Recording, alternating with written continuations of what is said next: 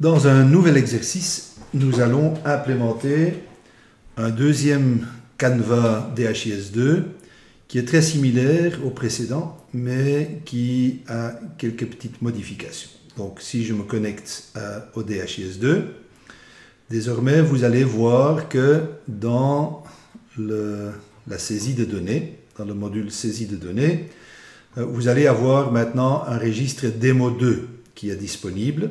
Si je sélectionne une période, je vois qu'on demande ici les mêmes informations, mais cette fois-ci avec des tranches d'âge. Et donc pas la désagrégation par sexe, mais par tranche d'âge. On va pouvoir utiliser le même écran clinique, donc le même registre dans OpenClinic, mais il va falloir modifier le script OCML pour pouvoir générer les données ici pour ce canevas. Alors, ça veut dire que l'exercice ici, c'est que vous allez ajouter dans votre script OCML, donc il faudra évidemment ajouter un nouveau dataset. On peut déjà mettre la première ligne ici, qu'on va appeler registre démo 2, suivi de la programmiose.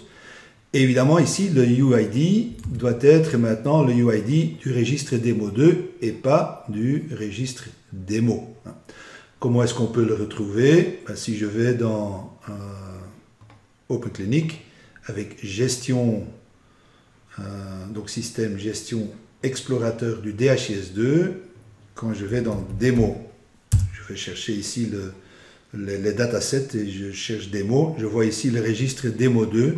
Quand je clique dessus, j'ai déjà les différents identifiants du DHIS2. Si je vais sélectionner ici le registre démo 2, le UID, je vais pouvoir le mettre ici. Et puis, il faudra évidemment ajouter également le reste du contenu. Vous pouvez copier pour gagner du temps avec le même identifiant. Mais bien entendu, il y a encore des modifications à faire. Donc ici, ça va être registre démo 2, le nombre de cas par âge, par exemple.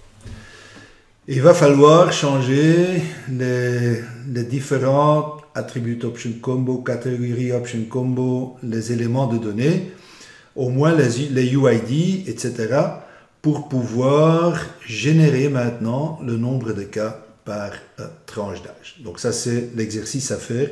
Vous essayez de générer les données à l'écran et également de les envoyer par après dans le canevas registre démo 2. Donc il faut vérifier que effectivement ces informations arrivent correctement dans le DHIS2. Bon travail!